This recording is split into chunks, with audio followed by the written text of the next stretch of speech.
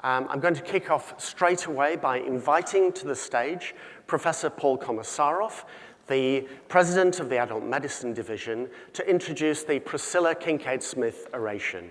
Thank you.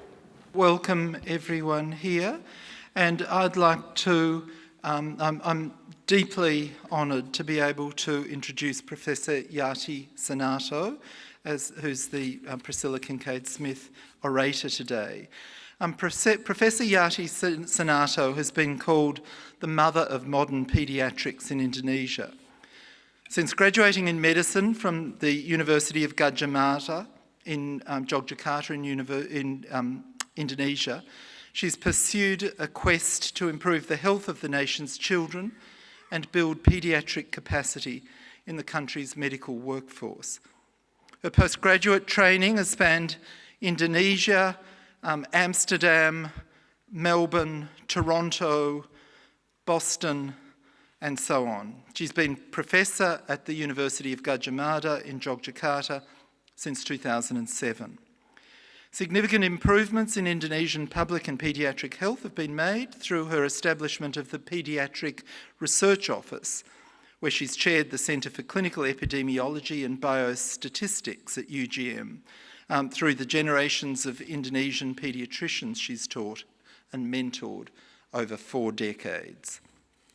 Recognition of Yati's leadership in paediatrics includes the Ahmed Bakri Award, the Outstanding Asian Paediatrician Award, and the R. Sudejo Award. Her contributions to the development of paediatrics in Indonesia and the advancement of public paediatric health will benefit generations of children, their families, communities and nations, as you will hear in a few minutes from Yati's address. Yati's work has not been restricted to paediatrics or paediatric gastroenterology, but it's also extended to the area of ethics. And together with her husband, the very esteemed Professor S.W. Soenarto, she's been involved in setting up the Centre for Bioethics at the University of Gadjah Mada in Indonesia, which has made an amazing contribution to the development of an ethical culture, not just across Indonesia, but throughout the entire Asia-Pacific region. I would like here at this moment also to acknowledge the presence with us today of Professor Graham Barnes from the University of Melbourne, to whom Yati will refer in her talk, and whom Yati refers to as her oldest and most esteemed collaborator. So welcome, Graham, also. I was thinking as I was about to come up here on stage about what the words are that I would use to summarise Yati's achievement. And I just wrote down a few of them at random, and they are imagination, kindness, humility, courage, and vision. Yati, it's my great pleasure to invite you to give the Priscilla Kincaid-Smith oration.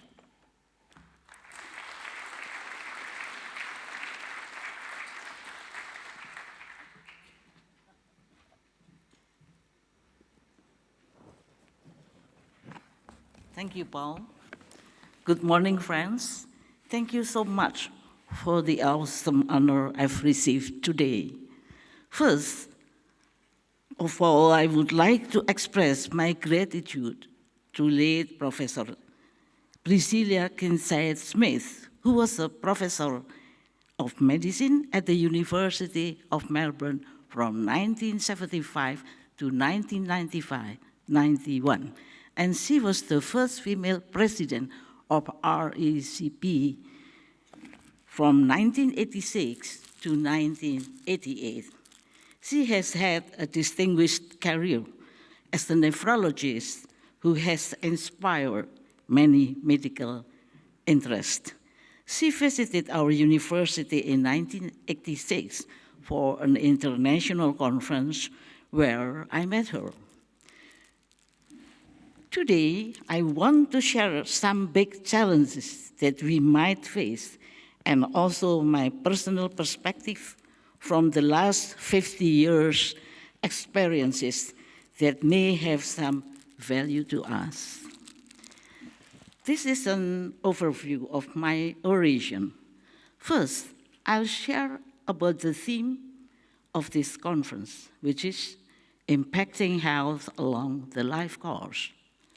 Then I'll share about lessons learned from my diarrheal disease as one of the major causes of death in children, followed by the value of international collaborations in conducting all of these experiences, which I thought were in line with this theme. This is the first section, which is impacting health along the life course.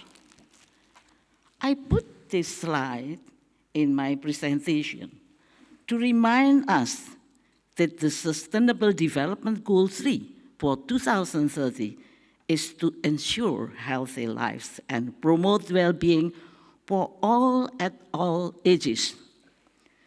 To overcome disease and ill health will require concerted and sustained effort. This big challenge reminds us what we need to apply a holistic, people-centered, multi-sectoral approach to health and development, which is well aligned with the theme. What do we need to understand? First, we need to understand that one's health and well-being are shaped by multiple factors. For example, research that children who suffered from infectious diseases might have a bad impact through their life course, whereas those who suffered from non-communicable diseases have been linked to risk encounters and behaviors that started during adolescence, even younger. Also, it's important to identify culturally supportive and enriching environment from an early age that may positively influence their later health and well-being. What is the purpose of this theme? It's to optimize the functional ability of individuals throughout life and realization of rights. For example, for a neonate or infant, functional ability could be manifested by feeding well and playing, but for elderly, like some of us, simply being independent, either just walking or swimming every day is enough. Now, I would like to invite you to share our lessons learned from diarrheal disease in children. The last 2 decades, there has been an overall improvement in global child mortality, but death due to diarrhea has remained as one of the major causes of death in children under 5. A systematic review discovered that many children who survive from recurrent episodes of diarrhea during early childhood have a higher risk to get problems in the future, such as growth shortfalls, fitness impairment, and decreased IQ points. So it means that diarrhea is a threat to a child's quality of life. Our children are our investment. They are very crucial for the future, aren't they?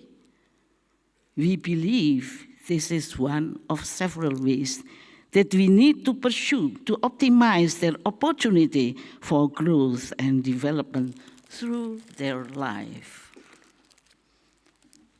One of our surveillances, which was published in 2009 in GID, showed that rotavirus infection is the highest cause of diarrhea, especially in hospitalized patients, mainly in the young, sensitive age of children.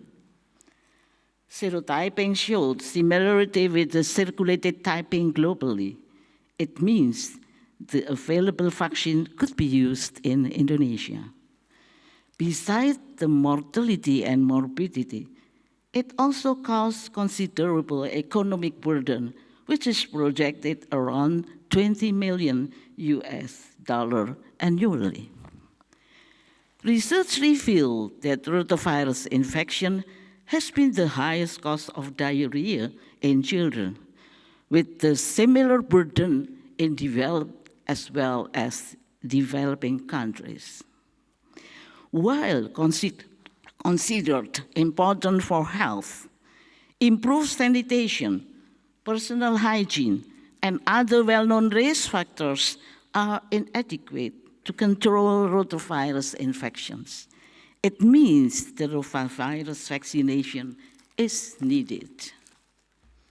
Our strategies to reduce mortality and morbidity in children who suffer from diarrhea consist of implementation of 5-steps approach to treat diarrhea, which consists of oral rehydration solution, zinc, feeding, selective antibiotics, and education.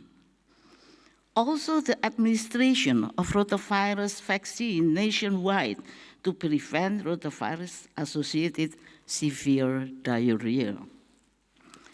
From our experiences, we had unsatisfactory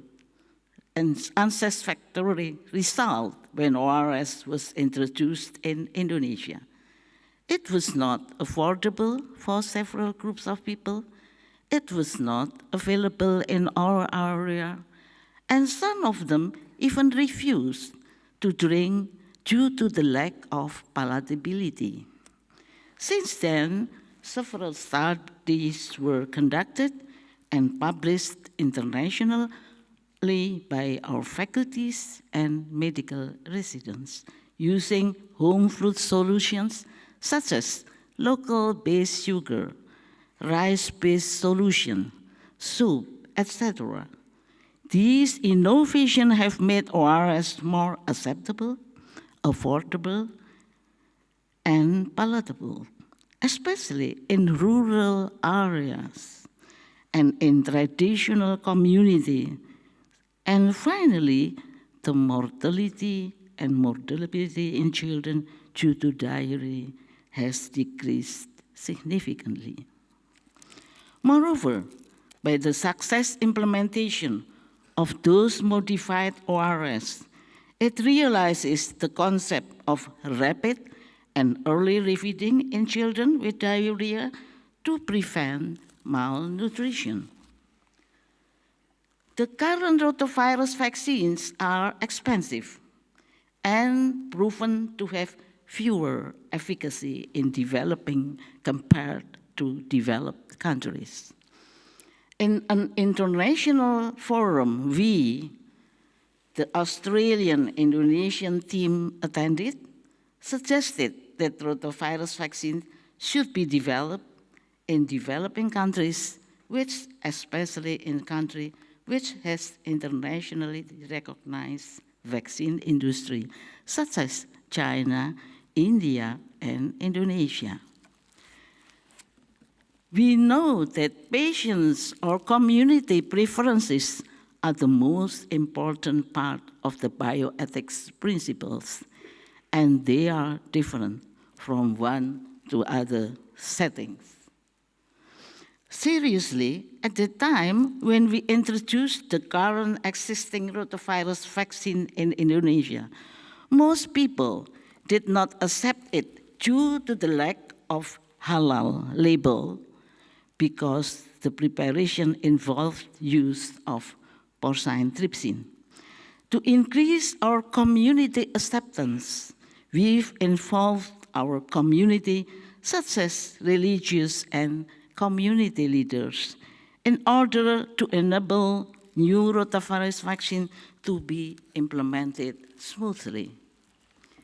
This slide shows that it takes a long time, almost 5 decades, from the discovery of rotavirus to the time when rotavirus vaccine will be implemented in national immunization program. It seems like a long time to all of us. It was a real test of patience. Even when we started, Some of you were not born. To shorten the time and reduce the cost, all stakeholders should be involved in the earliest phase to develop scheduled plan and during the process. It is considered as a part of microethics, which recommends researchers should involve all stakeholders, including students. One of the challenges to move the vaccine into human subjects trials were the efficacy and safety. This phase 2b randomized double-blind placebo-controlled trial involving 1,649 participants was conducted from January 2013 through July 2016 in primary health centers and hospitals in Central Java and Yogyakarta. The research revealed that human neonatal rotavirus vaccine scored high, 75% in the efficacy and high, 94% in the vaccine response in the neonatal schedule group. The pictures shows the newborn baby who was the first recipient in this phase 2b trial. The subject sat next to the Minister of Health. We gathered all of the stakeholders involved with the rotavirus discovery, including Professor Ruth Bishop and all the international collaborators team. This picture was put in this slide under his parents' consent, and the 7-year-old baby also agreed. Probably some of you are curious with that newborn's health who became the first recipient. He is now 7 years old, swimming and playing happily with his friends. Considering his quality of life, he successfully completed grade school and was never considered substandard in his growth and development. He even never got diarrhea. Indonesia is often referred to as the largest archipelago with more than 18,000 islands, and also the fourth most populous country in the world with around 270 million people.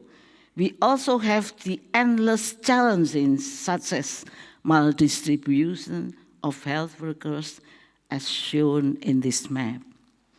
The establishment of integrating services posts, namely Posyandu in 1980, is one of the steps taken by our government. Posyandu is a comprehensive health services. It has been developed from the community for the community themselves. The basic foundation was based on the socio-cultural history of the nation called Gotong Royong, means mutual cooperation with the spirit of helping each other. How do we involve the community? First, we recruit and train the volunteer. After that, we support them in delivering the health services into their community. It is much easier for the volunteers to deliver health messages to the community because they are closer compared to the public health officials. The green circles emphasize the basic programs of Posyandu, implementing rotavirus vaccine in this Posyandu and 5-step approaches to treat diarrhea are essential for our success in tackling rotavirus-associated health problems. Fortunately, it is not only designed to decrease diarrhea-associated mortality. All babies born are taken to Posyandu, to receive immunization as well as education, nutritional support, general checkup, as well as growth and development screening. Posyandu allows us to tackle the problem since the very beginning. According to the Minister of Home Affairs regulation in 2011, Posyandu has the authority to develop their programs in accordance to their needs, capacity, and community agreement. Several Posyandus have developed other programs, as you can see in the yellow circles, such as mental, adolescents, elderly health, traditional medicine, and socio-economic productivity improvement. As recommended by WHO in 2016, this is an example of people-centered health services which are tailored to people's needs and are provided in a partnership with them rather than simply given to them. All of these programs are strongly believed as a way to optimize the health of each person. This following photo was taken while the mother and volunteer were conducting weight and height measurement at Posyandu. This simple weighing scale is commonly used in the traditional market, which is familiar to them. This photo shows National Immunization Week at Posyandu, which was attended by the First Lady and female ministries. This activity was broadcasted all over the country. This following photo was taken while we gathered with all of stakeholders from representatives of the community, Ministry of Health, academicians, researchers, and also our international collaborators. This activity was visited then financially supported by philanthropists Bill and Melinda Gates Foundation. We have successfully encouraged our communities to get involved with their own health. How about if we work hand in hand to improve our global health? This is my last section, which is the value of international collaboration. This map shows the current collaboration that we have. We then also collaborate with the national provinces in almost an island in the north, Sumatra, down to the east, to Irian, to Papua and Aceh, and involve the university, researcher, health services, and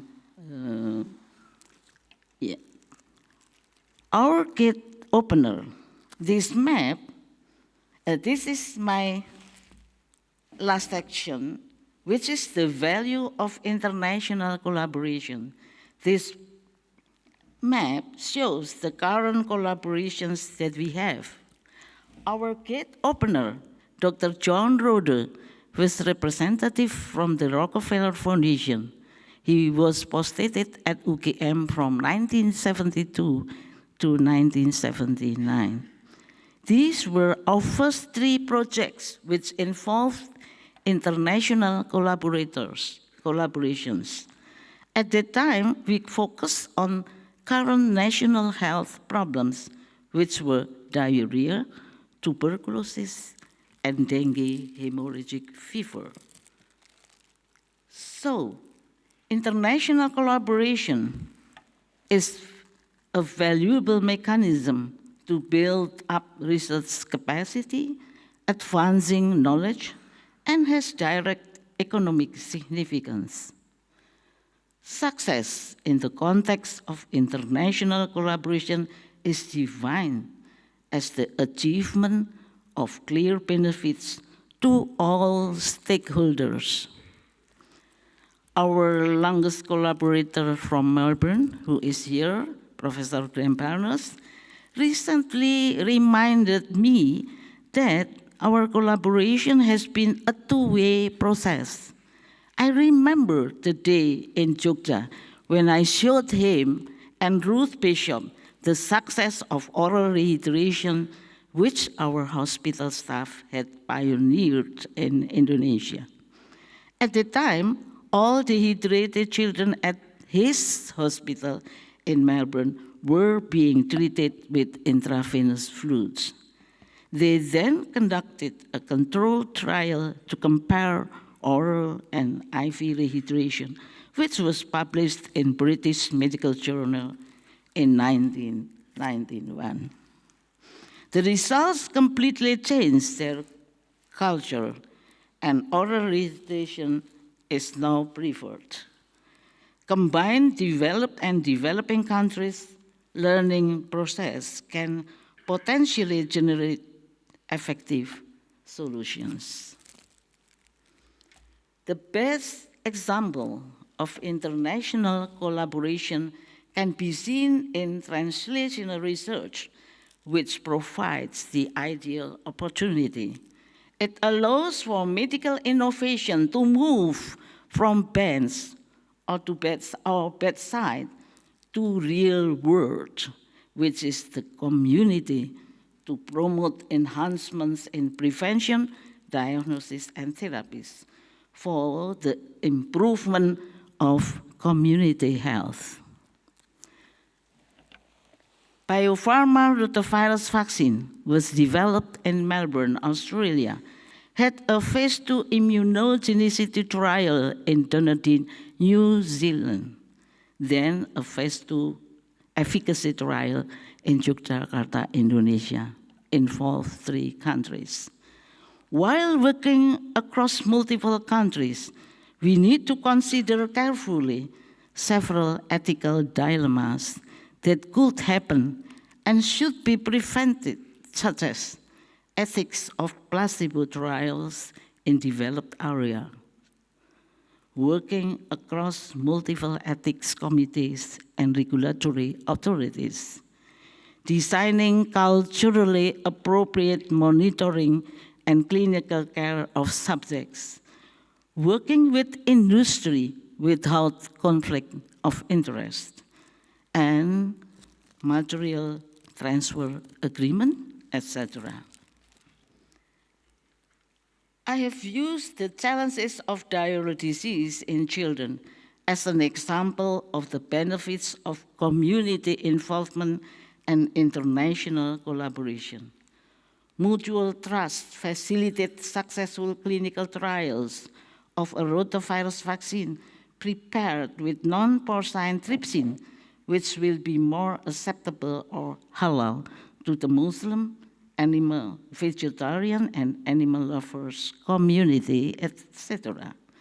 I encourage you all to foster such collaborations, to ensure that research is translated for the well-being of our many different communities.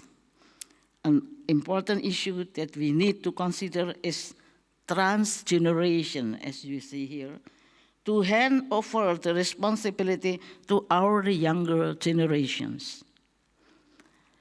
Now, we come to the conclusion of my oration. First, one's health and well-being are shaped by multiple factors.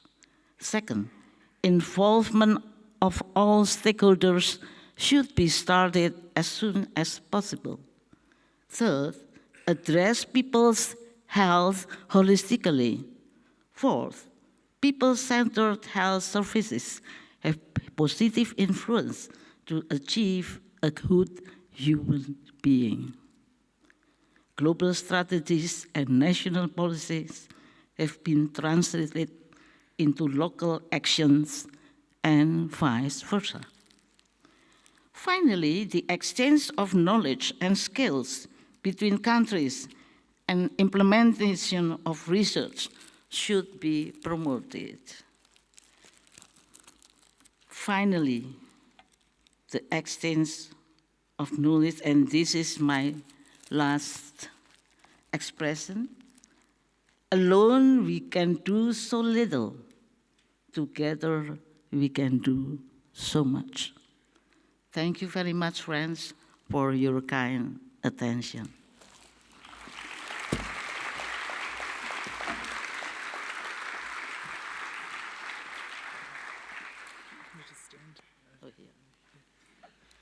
Yati, thank you so much for that. What a wonderful, inspiring story, and what wonderful, inspiring possibilities you've presented to us for the future. I think there are few people in this room who could say that they've played a fundamental role in saving the lives of literally hundreds of thousands of children. And I know Yati, with her characteristic humility, would never actually say that. Yati, it's my pleasure to present you with the Priscilla Kincaid-Smith Medal for giving this oration. Thank you so much. So we're going to move to the front for a photo.